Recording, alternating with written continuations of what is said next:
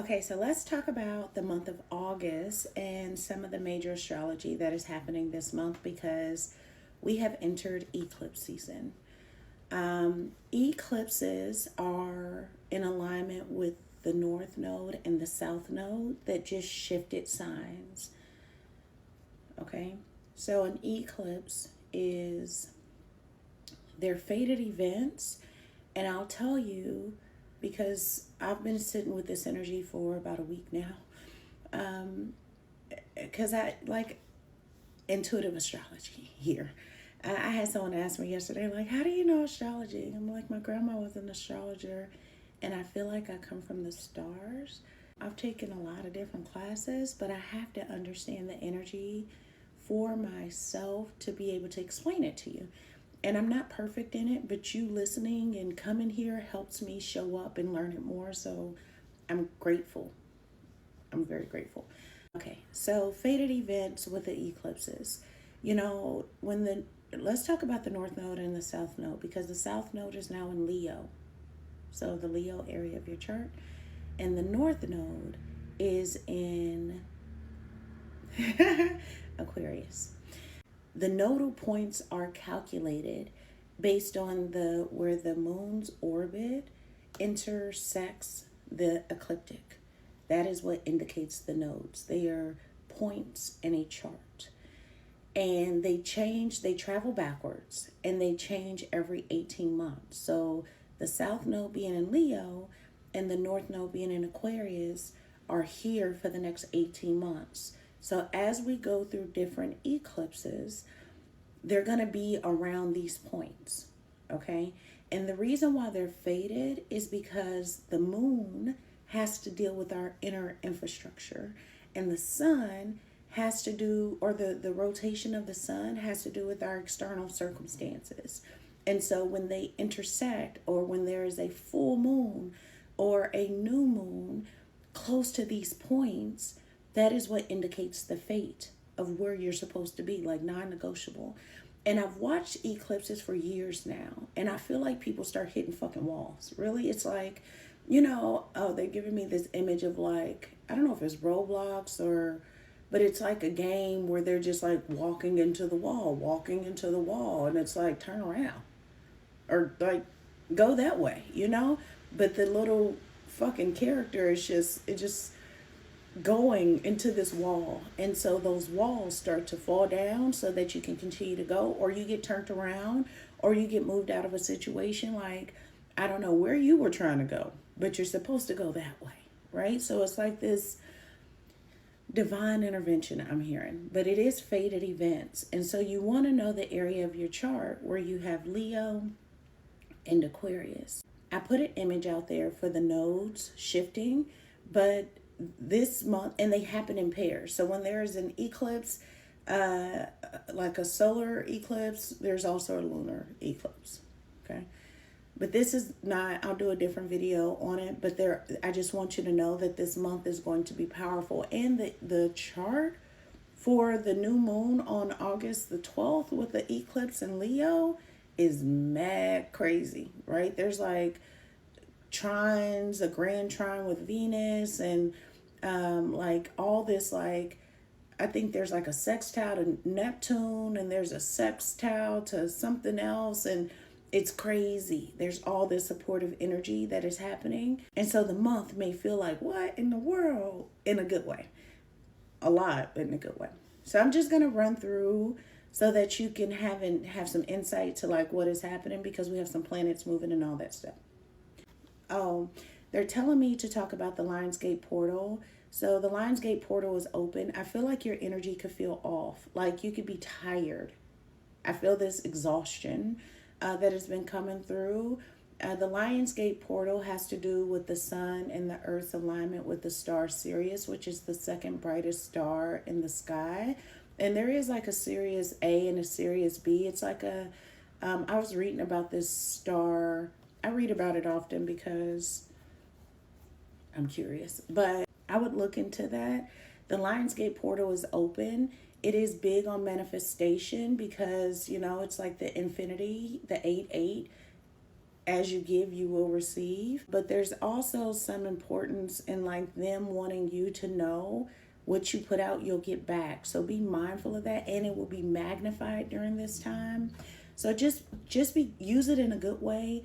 I think that people try to approach manifestation from a point of like hope and not actual accountability of how you show up energetically, emotionally, mentally, matter more than like the external circumstances, because you will get that shit back, right? So watch your words, watch your mouth. But I will do separate content on the Lionsgate portal today for you. I did use this portal and it changed my life in a crazy ass way. It wasn't the best situation. So it's not something that I would go into lightly. And I know that okay, we'll talk about the Lionsgate portal when we talk about the Lionsgate portal, but they're wanting me to mention that because it's happening now. So Chiron is in Taurus. It entered Taurus on June the 19th. And it is in Taurus. It's going to retrograde back into Aries, I believe September the 17th. And then it will station direct in Aries on January the 6th, 2027, where it's going to stay until it enters Gemini in 2033. I don't do a lot of Chiron updates, but it is important for you to know because I feel like Chiron and Taurus is a collective energy that is making us feel very vulnerable about our resources, about our money.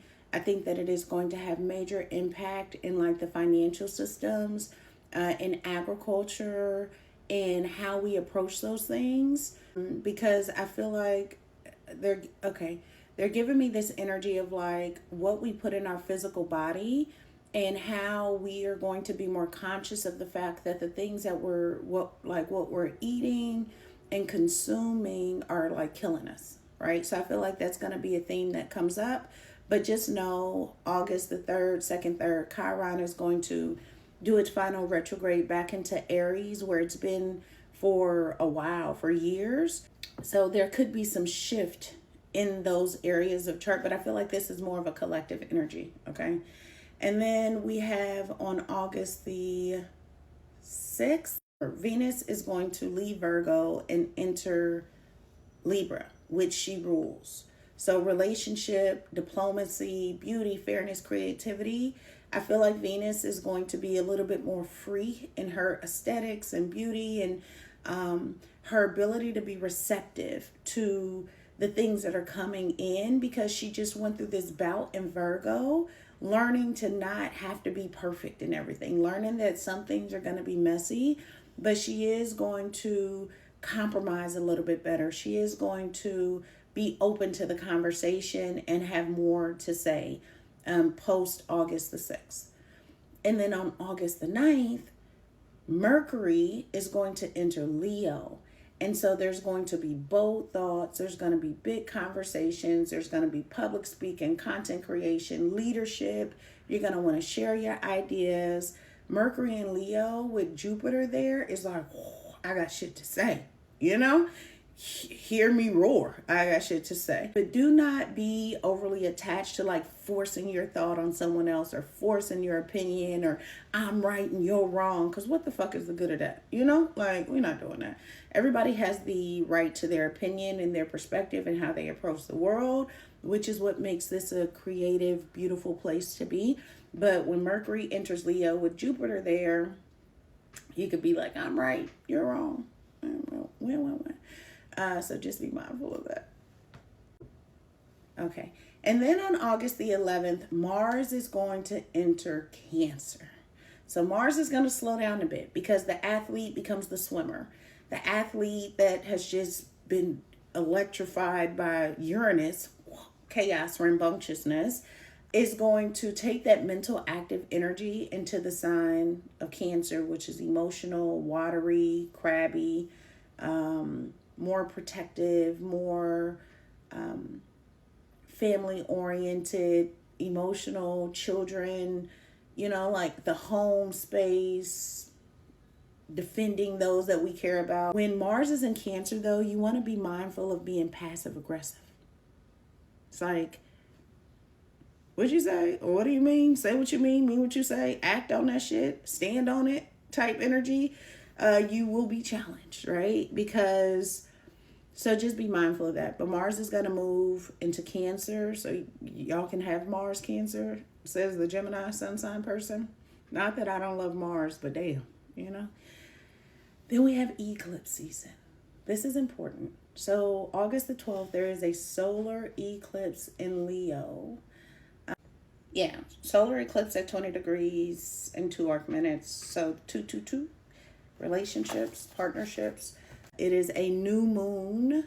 So it's going to be new chapters. It's going to be beginnings. It's going to be, leadership. It is going to be, because Jupiter is there, right? So it's expanding all of this energy. It could also be exaggerating all of this energy. It could be overwhelming. But this is where we're going to plant new seeds around our creativity, around our identity, around our confidence, around self-expression.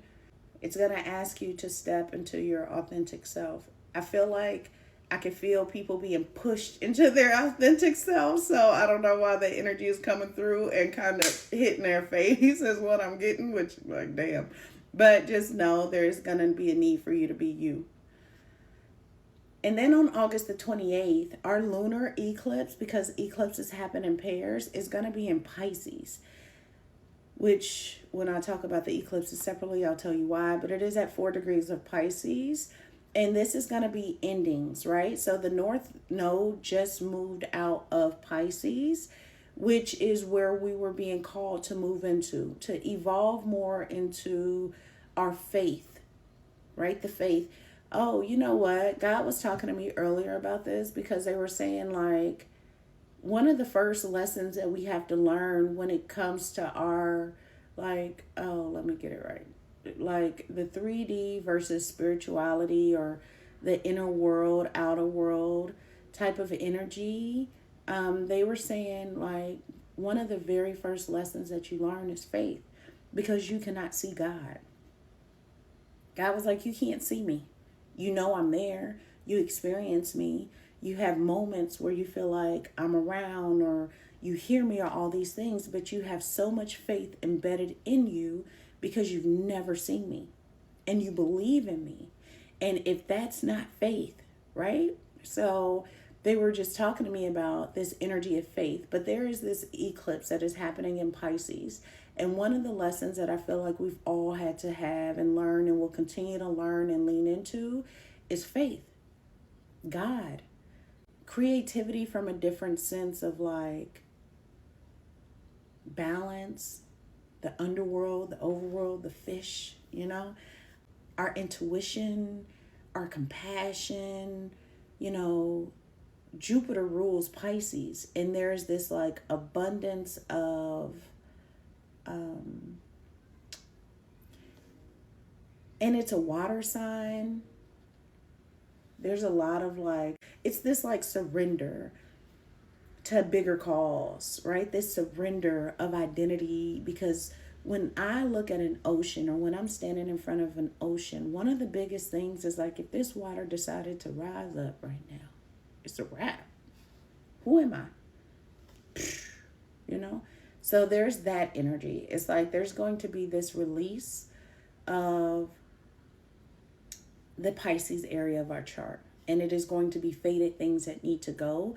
Maybe things that are blocking us to be faithful. Maybe things that we are overly faithful in that we should not be. So just know that there's going to be an eclipse at 4 degrees of Pisces on August the 28th. I'm not going to get into the transits, but there are some good days. There's some spicy days. There's some really positive days for manifestation. So I'll do separate content on that as well. But for the month of August, I want you to know that we have 2 planets that are moving. We have 2 eclipses that are happening. We have Chiron that is stationed in retrograde. We already have Saturn retrograde.